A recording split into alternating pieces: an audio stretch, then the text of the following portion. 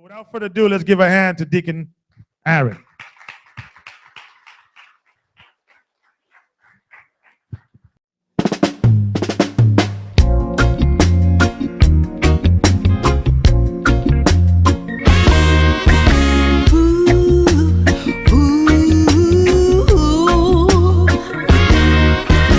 Taken from the lands of Ham, but I am Shem. Stolen from the halls of Africa, I am Israel. Taken from the lands of Ham, but I am Shem. Stolen from the halls of Africa, I am Israel. All right, Shabbat Shalom.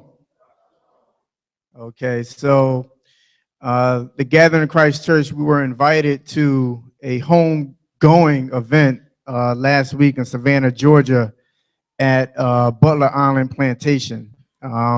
It's an annual event that's put on by a sister named Tiffany Young and Andrea Gibson. And we were asked to come down to present some information to hopefully connect the people from that plantation to the truth, okay? And so one of the things that, you know, I'm starting to notice in these days and times is that our people are feeling, having an ever-increasing need to reconnect with our past.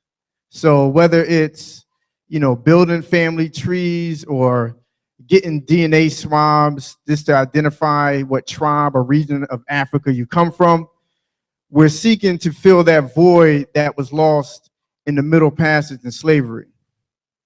So what we're going to attempt to do today, we have a presentation titled The Nomadic and Imposed Travels of a Lost Tribe. And what we're going to attempt to do is provide some additional information for our people to consider when they're, you know, when they're on this spiritual and ancestral journey to discover their roots.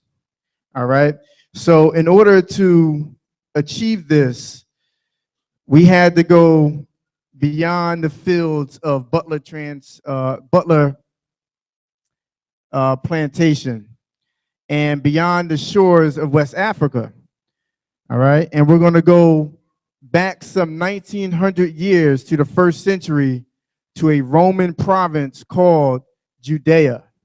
All right. So we just ask that you have an open mind, a willing ear, and consider the information that's going to be brought forth. All right, so there was a lot of things that was happening in the 1st century, and nothing more important than what was centered around the Messiah. All right, so in 1931, there was an Australian Jewish biblical scholar named Robert Eisler, who published and translated the recently discovered Josephus work titled Capture of Jerusalem. And Brother Kenny, if you can read that, please. Con. At that time also appeared a certain man of magic power, if it be meet to call him a man, whose name is Jesus. So he's going to give his account or his understanding of Jesus. Now, Josephus was a historian that lived during the time of the 1st century. All right, so his work is highly credible in Christian circles. All right, go ahead. Whom certain Greeks call a son of a god, but his disciples call the true prophet, who was supposed to have raised dead persons, and to have cured all diseases. Both his nature and his form were human. Come on. For he was a man of simple appearance, mature aged. Mature age, come on. Black skinned. Black skinned. All right, come on. Short growth. Short growth. 3 cubits tall. So he wasn't a tall man. Come on. Hunchbacked. Hunchback. Protagnathous, with a long face, a long nose, eyebrows meeting above the nose, that the spectators could take fright, with scanty or curly hair, but having a line in the middle of the head after the fashion of the Nazarenes, with an undeveloped beard. Now you can imagine when this work was discovered, it caused quite a bit of controversy. Okay. Now we're going to read. We got to take some of those off, right? Because we know that we were given the images of Caesar Borgia. This later picture here is what some artists came up with in 2001 of what they feel Christ might have looked like.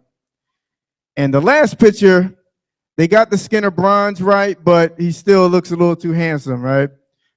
No woolly hair, kind of looks like Billy D. Williams a little bit.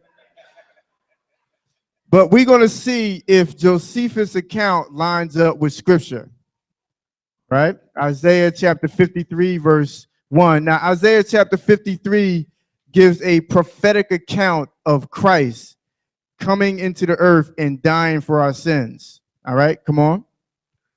This is the book of Isaiah, chapter 53, verse 1. Who hath believed our report? Into whom is the arm of the Lord revealed? For he shall grow up before him as a tender plant, and as a root out of the dry ground. Come on. He hath no form nor comeliness. No comeliness. All right, come on. And when we shall see him, there is no beauty that we should desire him. There is no, so that was the prophecy of Christ, right? That he would have no beauty, no form of comeliness, right? So we can probably say that Josephus' account sounds a little bit more closer to what he might have looked like than what we've been told. All right, let's go to Revelations chapter 1. This is the book of Revelations, chapter 1, verse 13. And in the midst Actually, start at verse 1. And then jump to verse 13. This is the book of Revelations, chapter 1, verse 1.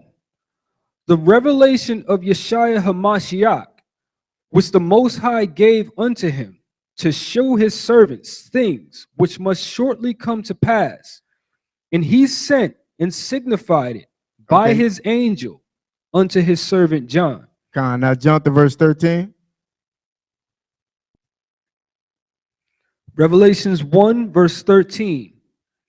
And in the midst of the 7 candlesticks, one like unto the Son of Man, clothed with a garment down to the foot, and girt about the paps. All right, come on. With a golden girdle. Verse 14. His head and his hairs were white like wool. Were white like wool, right? Josephus said he had curly hair. Come on. As white as snow. And his eyes were as a flame of fire. 15. And his feet like unto fine brass, as if they burned in a furnace. As if it burnt in a furnace. So if you burn anything that looked like fine brass, it's going to be black. It's going to be dark, right? So that coincides with what Josephus brought out. And we know that his feet were the same color as his arms, the same color as his face. So we are by no means putting Christ's skin color above what he accomplished at the cross for all nations, okay? In fact, many of us believed and loved Christ when we knew that believed that he was a white European with blonde hair and blue eyes. Okay? So, but what matters is the truth. All right? So we're using biblical and historical sources to bring about maybe a more honest depiction of what Christ might have looked like. And so we can't necessarily consider this to be an act of reverse racism or anything like that. It's just bringing forth the truth. And as the scriptures say, the truth will set you free. All right. So this is actually an act of scholarship, not an act of anything else, as Afromer mentioned. All right. So 1st century Judea. Judea had been a Roman province since 6 AD. Tacitus, which was a senator and an historian at the time, wrote in the Annals of Imperial Rome, he wrote, Many again say that the Jews were a race of Ethiopian origin. So that's another distinguishing marker of what the Jews might have looked like at the time of Christ, right? And we know that the Ethiopians are a dark-skinned people, all right? They virtually almost look the same as us, all right? The great revolt of Jews still living in Judea led to the first Jewish-Roman war starting in 66 AD. And in 70 AD, Titus, a Roman general, surrounded Jerusalem, forbidding any entry or exit. This led to famine and ultimately the destruction of the Second Temple. And the Jews who had remained were slaughtered. Josephus, an historian during that time period, estimated that 1.1 million Jews died and another 97,000 were sold into slavery. And Brother Kenny, if you can read that, Luke chapter 21. This is the book of Luke, chapter 21, verse 20. So we're going to see, what did Christ have to say about these events that transpired in Jerusalem in 70 AD? All right. And when ye shall see Jerusalem compassed with armies, then know that the desolation thereof is nigh. So he's speaking to the Israelites. When you see Jerusalem compassed with the Roman armies, know that the desolation is coming. Come on. Verse 21. Then let them which are in Judea flee into the mountains. Let them flee into the mountains. Now remember this point, because we're going to go back to that, right? We're going to identify what were those mountains that they flee to. All right, come on. And let them which are in the midst of it depart out. So if you're in the midst of Jerusalem and you see Rome surrounded, get out of town. Go ahead. And let not them that are in the countries enter thereinto. If you see them, don't come back home. All right, come on. Verse 22. For these be the days of vengeance, that all things which are written may be fulfilled. All right.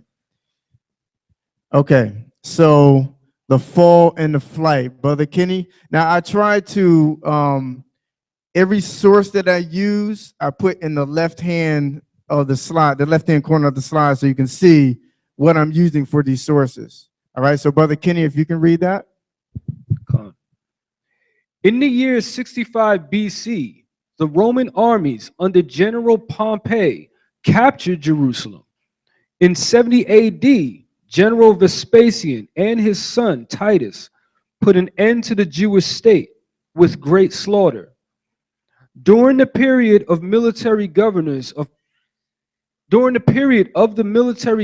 of Palestine, many outrages and atrocities were committed against the residue of the people. All right, so that's a quote out of the book Babylon of Timbuktu by Rudolph Windsor. Go ahead.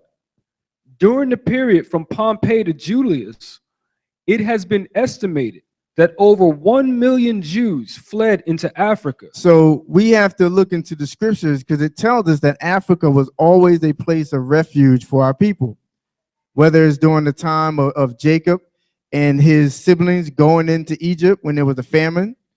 We can fast forward to the time of Christ when Mary and Joseph had to flee into Egypt to hide from Herod, right? For the purpose of, due to the fact that they were similarly built and constructed, their features, right? Keep going. Fleeing from Roman persecution and slavery. The slave markets were full of black Jewish slaves. All right.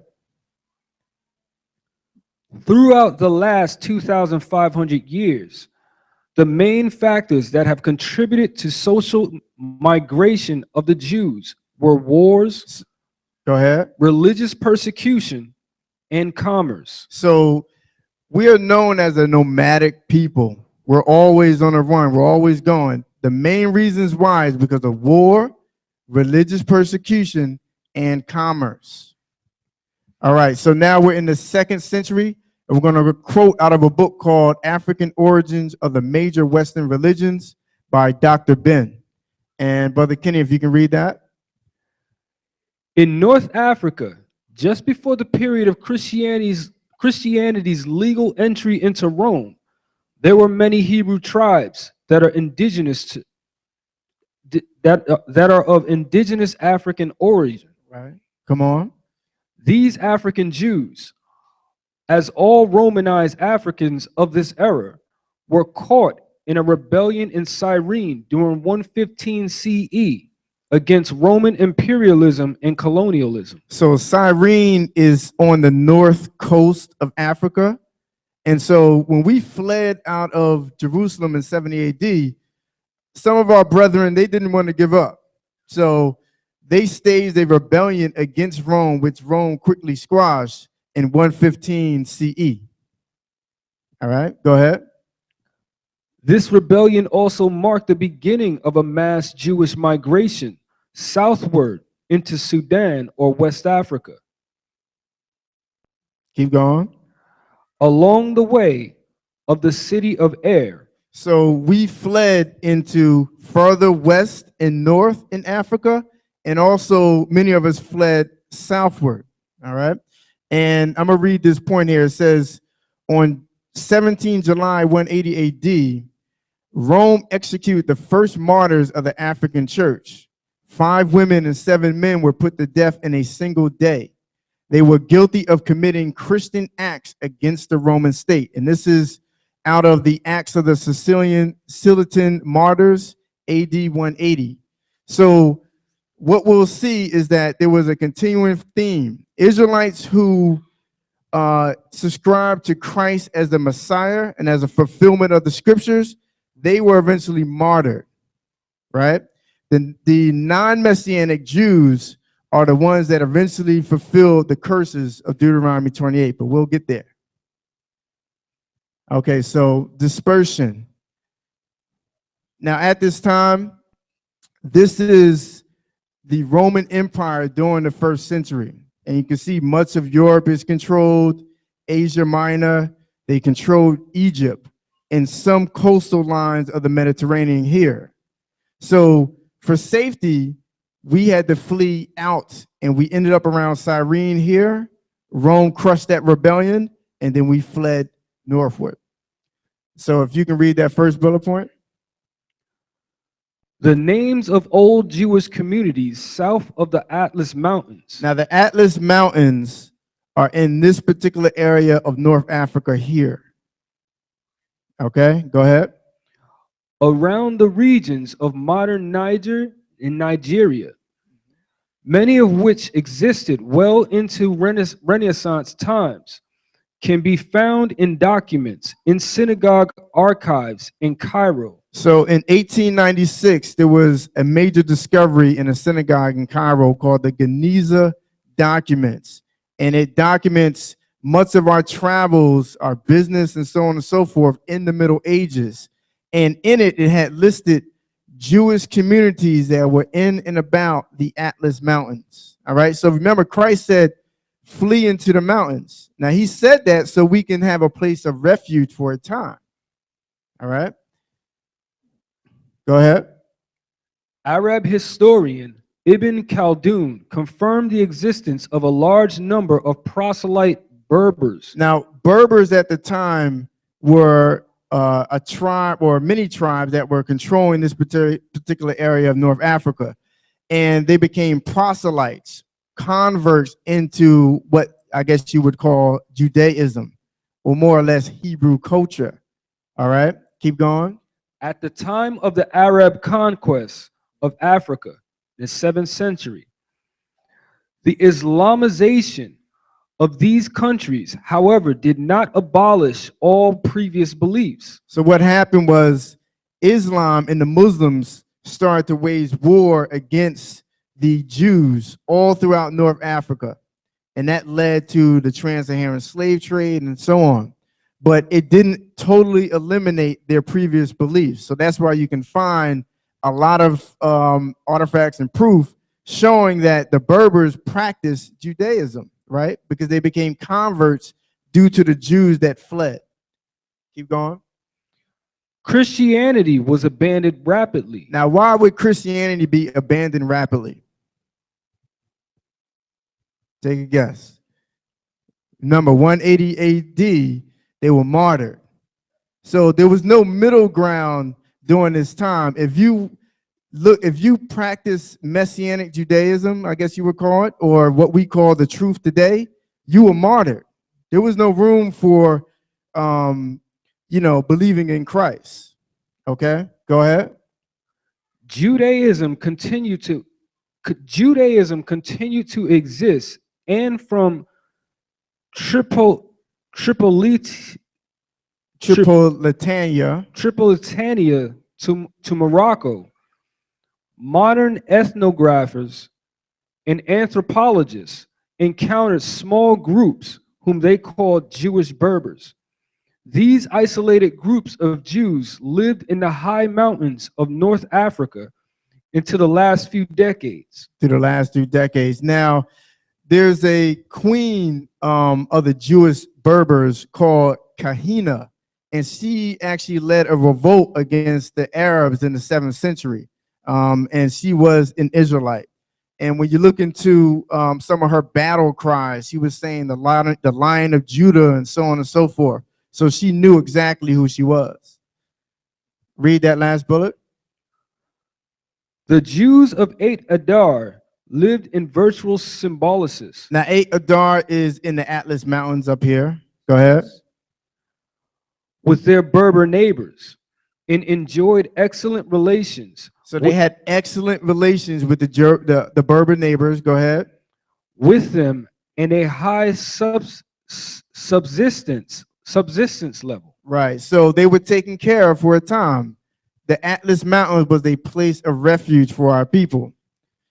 And I'm going to read this quote here. It says, historians believe, based on the writings of Ibn Khaldun and other evidences, that some or all of the ancient Judaized Berber tribes later adopted Christianity and afterwards Islam, because Islam had, their mission was, you either with Islam or you're done, right? And it's not clear if they are a part of the ancestry of contemporary Berber-speaking Jews. So, as you can imagine, the Berbers who are living in the areas of North Africa today and practice Judaism, they're not the same people who were there centuries ago. All right. So a lot of people may look and say, no, this is what Berbers look like today. No, they're not the same people. And historians mostly know that. Okay. So we came out 70 AD, 1.1 million strong into Africa. Some of us ended up in Cyrene in 115 AD and attempted to rebel against the Roman Empire. And then many of us fled into the Atlas Mountains and lived in harmony with the Berbers that were living in that particular area. All right, so this map actually has extreme significance, really, to why we're even here today. So we're going to go into a little bit of this history. If you can read that first bullet. Abraham Quesquez was a 14th century Jewish cartographer from Palma, Majorca, in Spain. Come on.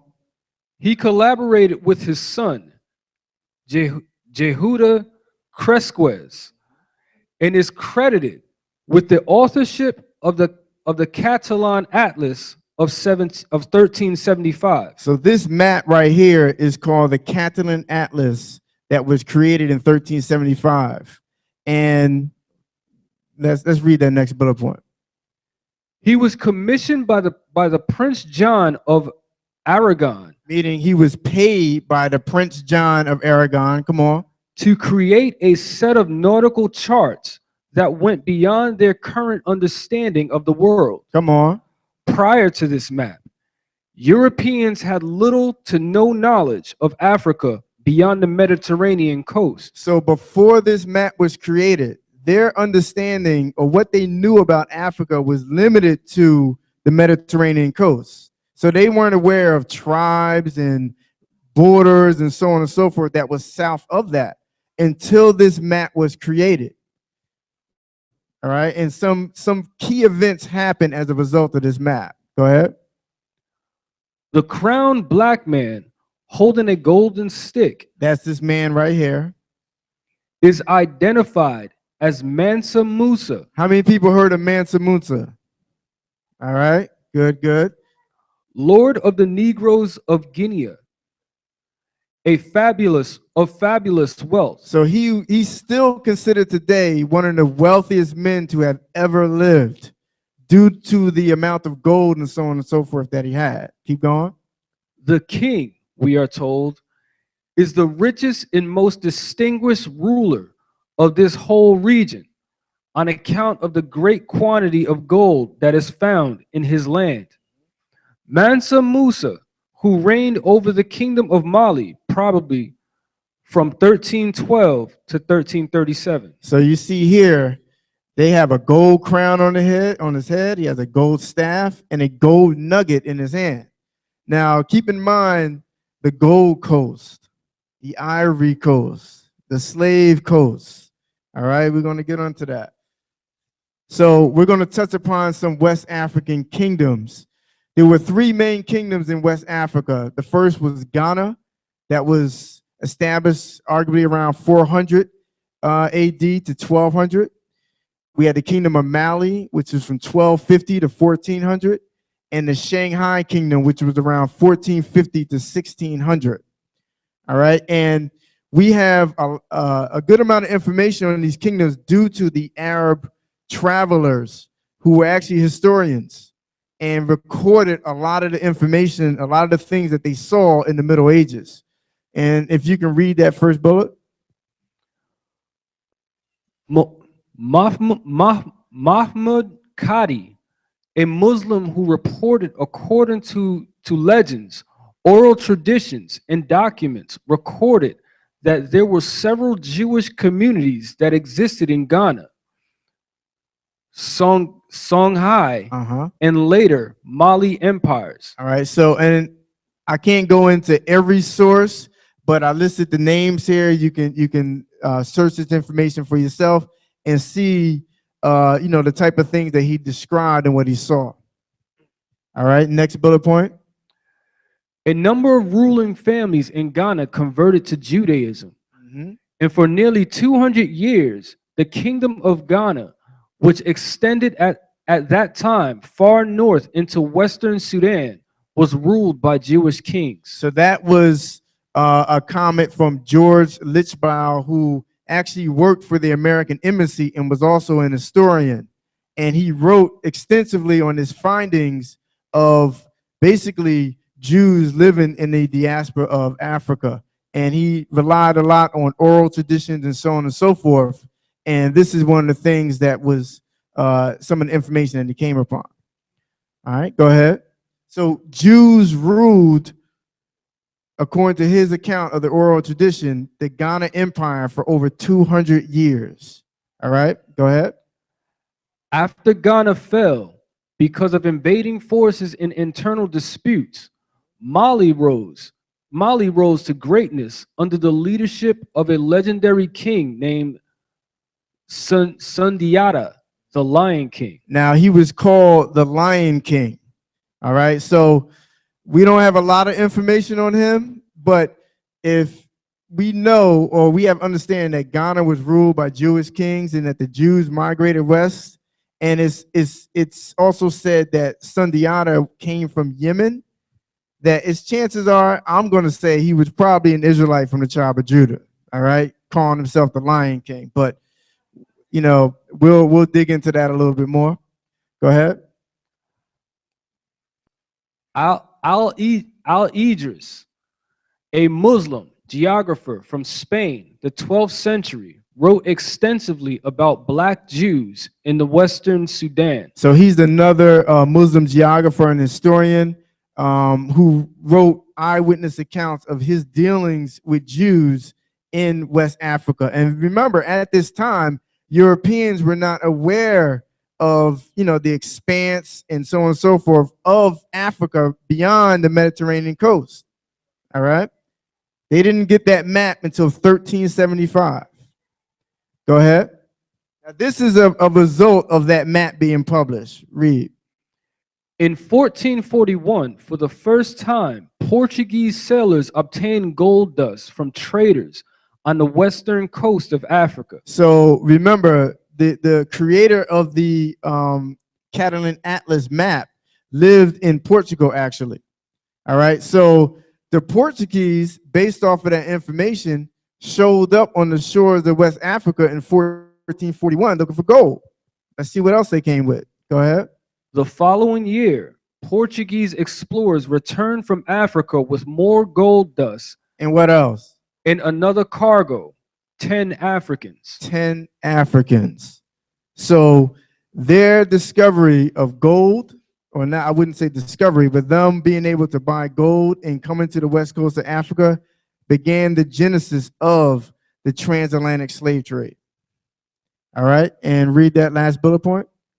In 1492, Askia Muhammad, the first of the kingdom of Songhai, declared that Judaism was illegal. So he declared, Askia Muhammad, Judaism to be illegal. All right, and for it to be considered illegal, you must have had a large number of Jews in that area, but he had converted to Islam. All right, go ahead. And that Jews must convert to Islam Convert to Islam, go ahead. or go into exile. And that was, that came from Leo Africanos. He wrote a book called The Description of Africa. All right. And Dr. Ben goes on to relate that Black Israelite immigrants from northern and eastern Africa merged with indigenous groups of Western Africa. They also formed the parent stock of groups such as the Ashanti, the Beni Ephraim, the Hausa. All of these groups suffered tremendous population decreases during the years when the Atlantic slave trade was in operation. Others were completely eliminated. So, and we're going to touch upon it a little bit. There were actually, who they were targeting for the transatlantic slave trade and the other slave trades we'll talk about a little bit were Jews. All right. Now we're going to jump to the 15th century. If you can read that. 15th century Jew presence. The Tariq al-Fatash is a West African chronicle written in Arabic by chronicler Mahmud Qadi in the 15th century. And this is a copy of the transcript, and underlined in red are some of the references he gave to Jews. Go ahead. Qadi traveled throughout West Africa and gave eyewitness accounts of Israelite presence. In the Tariq al-Fatash, he mentions a colony of the Beni Israel. A colony of Beni Israel, that's what it was called, come on. Living at Tendirma, the southeast of Timbuktu. Come on. In the place where the city of Tendirma was founded in 1496, an Israelite population had formerly lived, whose wells and tombs still remain. Now this is a direct quote from his writings, right? Go ahead. These Jews who inhabited the place until the 15th century lived in agriculture and had dug wells. And we know that that's part of our heritage, right? Digging wells, agriculture, things of those natures. There were Jews that were living there long before that place, Timbuktu, was established. All right, and there's a copy of that source right there. Now, here's an 18th century map called Negroland in Guinea by H. Mall. And we understand, well, let's read it. There are many accounts of the flood, right, in most indigenous populations, right? We subscribe to the biblical account. Now, according to the biblical account, there were 3 sons of Noah that survived, Ham, Shem, and Japheth. And this is a definition of Ham that's given in the Compact Bible Dictionary. It says, the youngest son of Noah, probably born probably about 96 years before the flood, and one of 8 persons to live through the flood. He became the progenitor of the dark races, not the Negroes, but the Egyptians, Ethiopians, Libyans, and Canaanites. All right, so the distinction was made here that not the Negroes.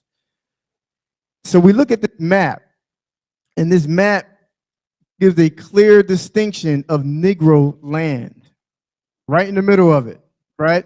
Now, the term Africa had been in use for over 1,000 years at this particular time. Why didn't they say Africa land? Right? Why was that missed? Why was that point missed? Now, this is a bill of sale, right? It says valuable gang of young Negroes. Now, when you look at bill of sales for the quote unquote African slave trade, you never see Africans for sale. It never says African for sale. Why? Because there's a distinction between native Africans, which we read there, Ethiopians, Libyans, Canaanites, right? And a distinction made between them and Negroes, right? So this is historical proof to show that those who started to create the maps, they knew of this difference, all right? Negroes were sold into slavery, not Africans. Okay, so this is a map that was created in 1747 by Emmanuel Bowen. Bowen was a renowned geographer who worked out of London. And Negroland is again recognized within the African continent. And when you see Negroland, it's always West Africa. It's always West Africa. Now let's get a closer look at what was on this map. If we see here, outlined in blue with a little bit of red, it says the kingdom of Judah, right, which became the slave coast, right? Judah is the fourth son of Jacob, right? So there was obviously Jews living on the west coast of Africa, and they had a kingdom, okay, living in an area that was considered Negro land.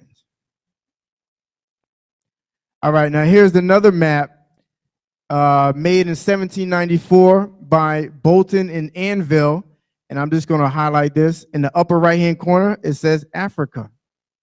All right. The transatlantic slave trade was a little over 200 years old. The Portuguese having been the first to ship slaves in the late 1400s. Now, let's see what changed from that previous map in 1729 to 1794. The area where the kingdom of Judah was at, the kingdom is no longer there. So we read that the areas where Jews populated at were decimated by the transatlantic slave trade. So kingdoms fell. Over to the right, it says, according to Idrisi, the land hereabouts was peopled by Jews. That was a little south of the Nile River. And a little more southward, it says wandering tribes, Jews exiled. All right, so could this have been the Jews that led to the Limba tribe? Possibly. So what replaced the kingdom of Judah? Let's see. Does this look familiar to anyone? It's called the point of no return in Africa, right? So the kingdom of Judah had fell and became exactly that, the point of no return. This was a monument that was put in place that was the last stop for slaves and before they got on the slave ships. Okay, so we're at the Atlas Mountains. There's Timbuktu right in the center. And we ended up on the west coast of Africa. They had the kingdom of Judah and a little more southward. The blue lines represent other migrations that if we had enough time, we can go into. There's a lot of historical references to show that we migrated along those paths. Okay, so we're in the 18th century now.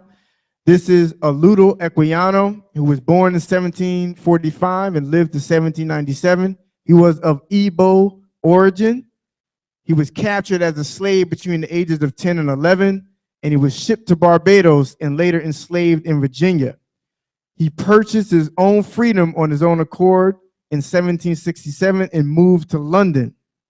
All right. And he wrote a testimony called The Interesting Narrative of the Life of Ludo Equiano. All right. Now, he has some very key things to say. Brother Kenny, if you can read that.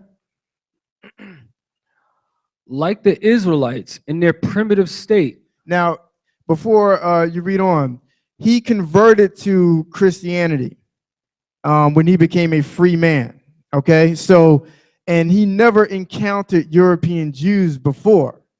So when he started to encounter these people, he started to draw comparisons to what his own indigenous culture was and to that of European Jews. All right, go ahead. Our government was conducted by our chiefs or judges, our wise men and elders.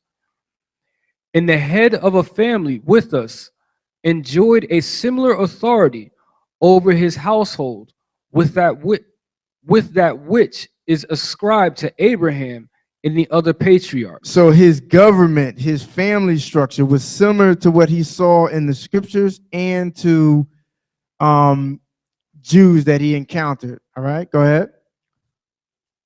The law of retaliation obtained almost universally with us as with them. All right, so he had the similar law of retaliation that the Jews had that we had, right?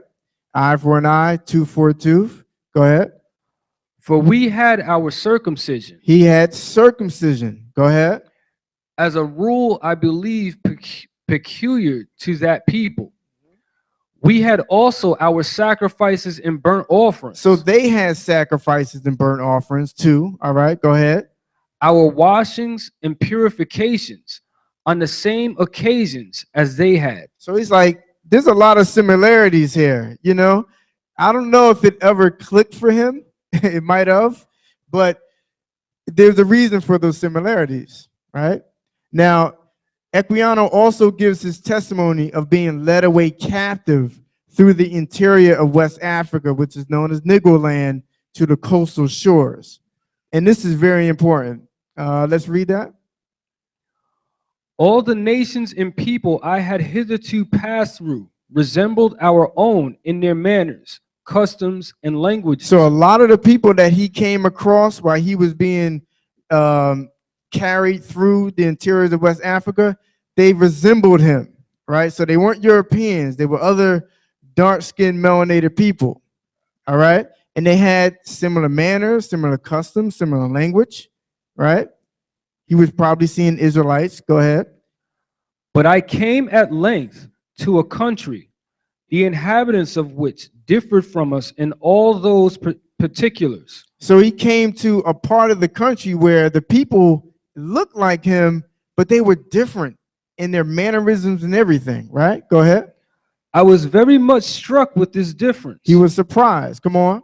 Especially when I came among a people who did not circumcise. So he came amongst a dark-skinned people who didn't circumcise, right? Go ahead. And ate without washing their hands. Come on. They cooked also in iron pots and had European cutlasses. Say that again. What did they have? They cooked also in iron pots. Come on. And had European cutlasses. And what else? And crossbows. And crossbows. So these dark-skinned people had European weapons. Okay? And they were different from his people. They didn't practice the same customs that we can find in the Torah. Right? Keep going. Which were unknown to us, and fought with their fists amongst themselves. So there was always a lot of strife between them, right? Go ahead. Their women were not so modest as ours, for they ate and drank and slept with their men. So when you read in the Torah, it tells you that there are times of the month where men and women had to sleep separately, right? You had your own quarters for your wife. Go ahead. But above all, I was amazed to see no sacrifices or offerings amongst them. So they didn't sacrifice as they did. Come on. In some of those places, the people ornamented themselves with scars, and likewise filed their teeth very sharp. So Why would he be surprised that they ornamented themselves with scars? Because according to the Levitical law, you can't cut or make any prints into your skin. Okay, so he came across indigenous Africans, right? And he was captured by them. They were given European weapons to help further the case of the transatlantic slave trade. All right, so this is a book called The Igbos, Amazing Facts and Revelations by Professor O. Alazi. And he gave this testimony, the Igbos of West Africa. If you can read that. The discovery of the Hebrew writing on the floor of the ancient palace of Eri in Aguilera by a combined research team from Israel and Nigeria, led by the author, a writing that existed hundreds of years before the arrival of white men in Nigeria. So they found Hebrew writing in a palace, right, that was basically due to their ancestors being of Hebrew origin, of stock. All right, go ahead. The archaeological British finding at Agulu in about 1917, 500 feet below the soil, of a Star of David in solid bronze, indicative of a people that might have migrated from the ancient city of King David. So they found a Star of David there. Come on. The vast, overwhelming evidence of cultural similarities. That's right. Come on. That over 85% of the names of all Igbo towns and villages are Hebrew. So check that out. And he's actually Igbo, right? So over 85% of the names of Igbo towns and villages are of Hebrew origin, right? And up here we just have a picture of a Igbo synagogue and some Igbos practicing the faith. And here CNN wrote an article called Nigeria Igbo Jews, Lost Tribes of Israel, right? But we know they're not lost, right? They found out. So 19th century account of Jews. Now, Mungo Park lived in 1771 to 1806. He was a scholarly explorer of the African continent. And here in the lower right-hand corner is the route that he took. He's credited as being the first European to travel as far east to the Niger River, right? And he wrote of the Jews operating in the region of Timbuktu. He said, there are many Jews at Timbuktu, and they spoke Arabic and used the same prayers as the Moors. So they started to, he made a distinction between Moors and Jews, and the fact that they started practicing Islam. All right. Now he wrote this book on the left-hand side, you see, called The Travels in the Interior of Africa. And he wrote something in it that's pretty profound. Kenny, if you can read that. I discovered that the Negroes are in possession of an Arabic version of the Pentateuch of Moses. So on his travel, he came across some Negroes, some brothers that had the Torah. All right, keep going. Which they call Toreta la Musa. This is so highly esteemed that it is often sold for the value of one prime slave. So the Torah was in such high esteem that you had to pay the price of a slave to obtain one, right? Keep going. They have likewise a version of the Psalms of David. They have the Psalms of David, right? Keep going. And lastly, the book of Isaiah. The book of Isaiah. Come on. Which they call Lingili Laisa. And it is in very high esteem. And is in very high esteem. So I know, and this is probably a similar account for you all as well, that we were always told that we got the Bible after we landed here through the transatlantic slave trade, right? That we didn't know about this stuff until the Europeans gave it to us. But this is a historical account, firsthand source, that we had possession of the records. All right, keep reading. The account of our first parents, Come on. the death of Abel, They knew about the death of Abel. Come on. the deluge, the lives of Abraham, Isaac, and Jacob, Come on. the story of Joseph and his brethren, the history of Moses, David, Solomon, etc. They had all of that. Go ahead. All these have been related to me in the Mandingo language. So they spoke this in the Mandingo language, right? He had a translator. Come on. with tolerable exactness by different people. Come on. In my surprise, Notice he says, my surprise, right? Go ahead. in my surprise was not greater on hearing these accounts from the lips of the Negroes. So he's like, wait a minute. How did these brothers know this? Right? Keep going. Than theirs on finding that I was already acquainted with them. So we have a situation here where the brothers, the Negroes, are sitting there like, how do you know this? And Mungo Park is looking at them like, how do you know this? Right? So it's easy to understand why we knew it, because we carried these records with us from the East. All right? So 20th century, and I'm going to read this. Robert Sutherland Rattray was an author and expert on West African studies, and he specialized on the Ashanti tribe. And he wrote this book here called The Religion and Art in Ashanti. And he was convinced after intense studies that the Ashanti were of Hebrew Israelite stock due to the striking similarities to Hebraic or Hebrew linguistic, cultural, and religious practices. And Joseph J. Williams wrote Hebrew Isms in West Africa, providing extensive proof of the Hebrew origins of Ashanti culture. Now, what you'll find is that when you start doing a lot of research, you run into some challenges. One of them is the books become very rare, right? This book, Religion and Art in Ashanti, if you can find it for less than a few $1,000s, let me know. And then also they start to revise things out of the book in later editions. So sometimes you even have to go to editions that were translated in other languages and earlier to get what actually was spoken of. But this is out of Hebrew Isms of West Africa. If you can read that quote, Ken. The termination T or tie in the names of West African tribes has usually the governing meaning of the race of, the men of, the children of. So the word T at the end of Ashanti means the men of, or the people of, right? Go ahead. This would make Ashanti the people of Ashan.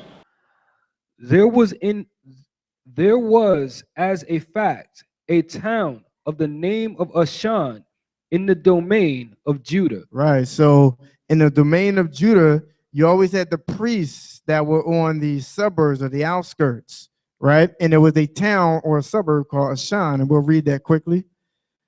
In 1 Chronicles chapter 6, verse 57. 1 Chronicles chapter 6, verse 57. And to the sons of Aaron, they gave the cities of Judah, namely Hebron, the city of refuge. Now the sons of Aaron, meaning the Levites, right, who were given the charge of the priesthood. Go ahead. And Libnah with her suburbs, and Jatir, and Eshtemoa with their suburbs, and Helon with her suburbs, Debir with her suburbs, and Ashan.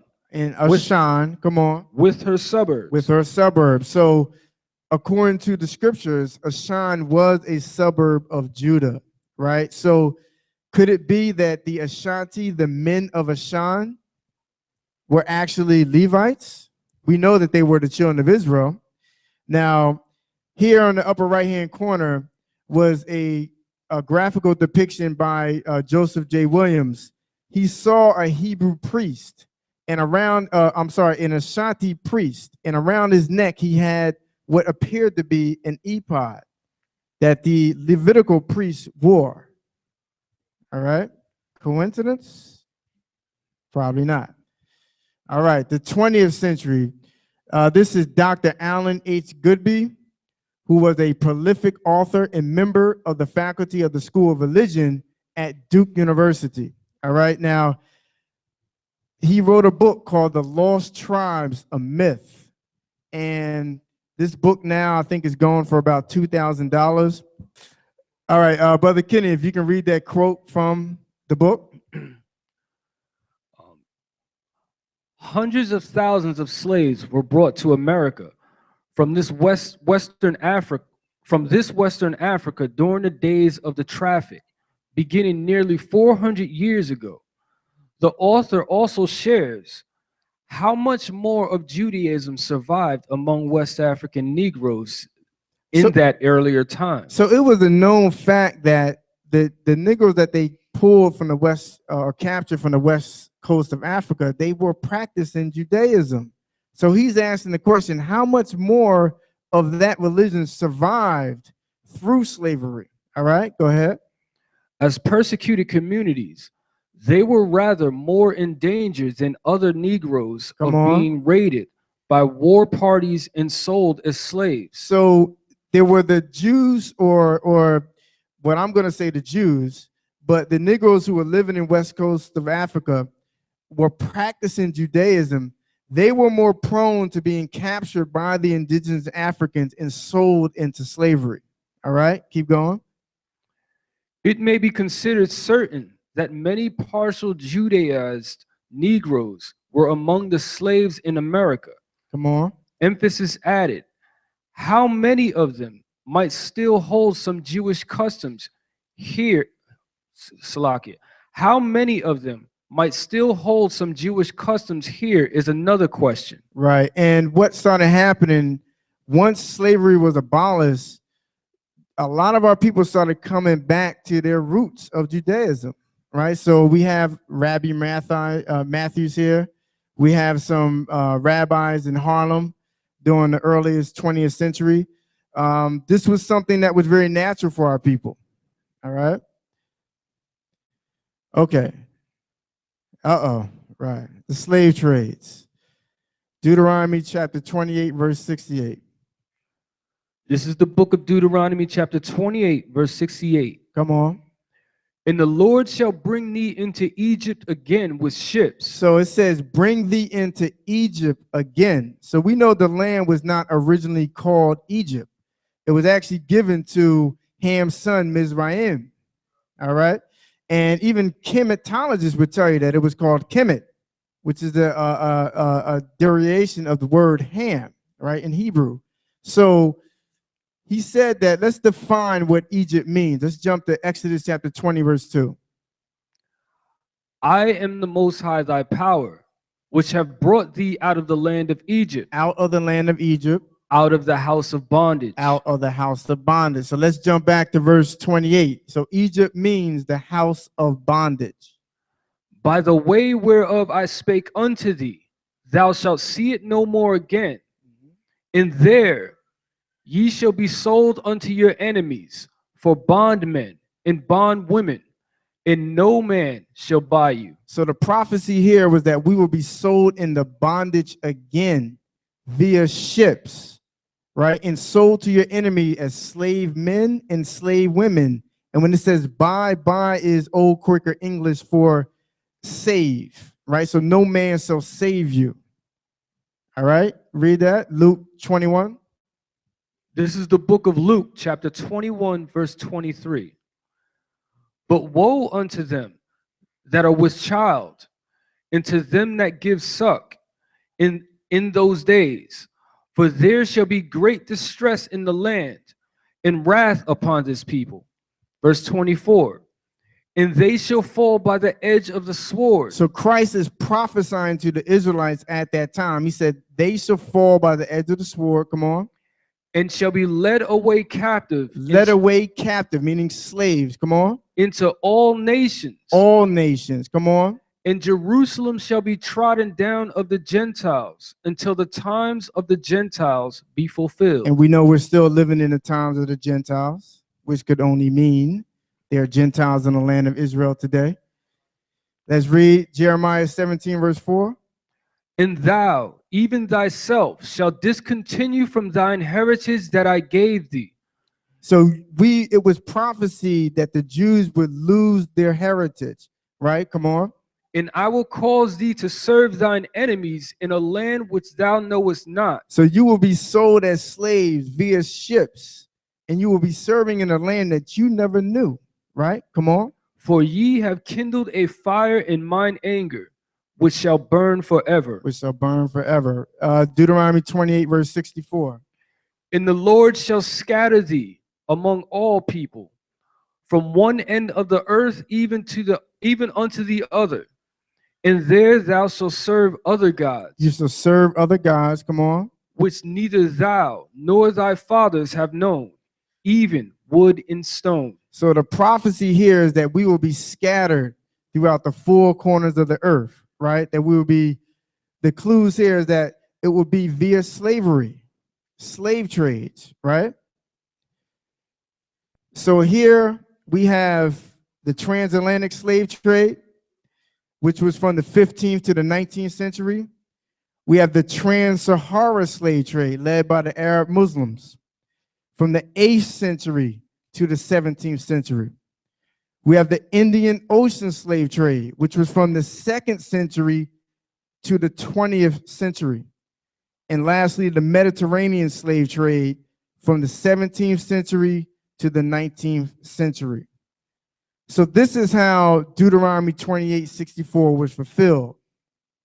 Through slavery, we were scattered through the four corners of the earth.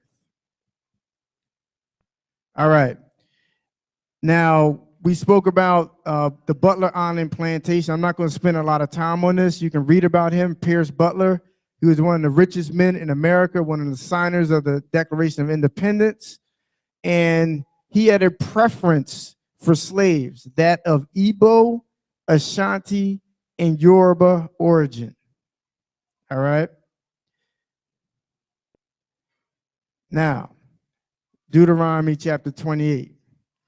We're going to start at verse 15. This is the book of Deuteronomy chapter 28, verse 15. But it shall come to pass, if thou wilt not hearken unto the voice of the Lord thy God, to observe to do all his commandments and his statutes, which I command thee this day, that all these curses shall come upon thee and overtake thee. So he was telling the Israelites at that time, and as a record for them, that if you don't keep my commandments, these curses are going to overcome you, right? Verse 16. Cursed shalt thou be in the city, and cursed shalt thou be in the field. And the Butler Island plantation, it was a rice plantation. And from the accounts of the people who were there and some of the descendants, the rice plantations were the worst plantations to work on due to the amount of physical labor. It was so horrific, the accounts that you can read. And I have a book that I'm going to touch on a little bit called The Journal of a Resident on a Georgian Plantation by Fanny Kimball. And she married Pierce Butler Jr., who was heir to the whole Butler empire, if you want to call it that, in Georgia. And she was married to him in Philadelphia. She didn't know that how he had gained his wealth. So when she moved to Georgia and lived with him on the plantation for a year, she was horrified. So she wrote letters that she didn't send to anyone, but she wrote accounts of what she saw on the plantation. And I encourage you, if you're interested in any of this history, this book is like reading Deuteronomy 28. Some of the accounts, it's unbelievable. All right, so verse 23. And thy heaven that is over thy head shall be brass, and the earth that is under thee shall be iron. So this is a prison, right? Your head over you should be brass, and the earth under you should be iron, right? Come on. Verse 30. Thou shalt betroth a wife, and another man shall lie with her. And another man shall lie with her. So this man here Roswell King worked on the Butler Island plantation, he fathered over 60 children with the slaves that he was overseeing. All right. And we know that was done by force. Keep going. Thou shalt build a house, and thou shalt not dwell therein. So it says, you shall build a house. To the right was the house that the slaves built for Roswell King. Looks like a mansion, right? Pretty nice. Not one slave was able to live in it, right? That's a curse. Keep going. Thou shalt plant a vineyard, and shall not gather the grapes thereof. Now, to the bottom right, I have one of the slave quarters that the slaves lived in, right? That shack. And I just want to read this account in Fanny Kimball's book. It says, now this man is talking about one of the overseers. It says, now this man is known to be a hard master. His Negro houses are sheds, not fit to stable beasts in. His slaves are ragged, half naked, and miserable. So this is some of the conditions that were a result of breaking the commandments that we had to contend with and deal with. All right, verse 33. The fruit of thy land and all thy labors shall a nation which thou knowest not eat up, and thou shalt be only oppressed and crushed always. All right, so did the slaves reap any of the benefits of their hard work? Absolutely not, right? So we were oppressed, we were crushed, right? Let's keep going. Verse 41. Thou shalt beget sons and daughters, but thou shalt not enjoy them, for they shall go into captivity. For our sons and daughters shall go into captivity. So we can easily visualize this as children were captured from the shores of West Africa. But I want to read this personal account by Fanny Kimball. And it says, again, I find many women who have borne from 5 to 10 children rated as workers, precisely as young women in the prime of their strength who have had none. So they will always rank the workers, right? If you had, a lot of children, if you didn't, you would still put the work the same way. And I'm gonna jump down. It says, in short, as their lives are for the most part those of mere animals, their increase, talking about the children, their increase is literally mere animal breeding, to which every encouragement is given, because they breeded the slaves. For it adds to the master's livestock and the value of his estate. So it tells us that our children would go into captivity. We would not enjoy our children because they became, after they were bred and raised up to a certain age, they were added into the overseers or the owner's assets. They became slaves. All right, verse 46. I promise we're going to end this on a good note. Keep going, verse 46. And they shall be upon thee for a sign and a wonder. So these curses will be onto us for a sign and a wonder. A sign for us to identify who we are according to the scriptures, and a wonder because we're always going to wonder, why are we going through all this? Why are we going through all this tribulation in America and out of America? It was prophesied in the scriptures, all right? Come on. And upon thy seed forever, right? Go ahead. Verse 48. Therefore thou shalt serve thine enemies, which the Lord shall send against thee, in hunger and in thirst. We will serve our enemies, right? In hunger and in thirst. Come on.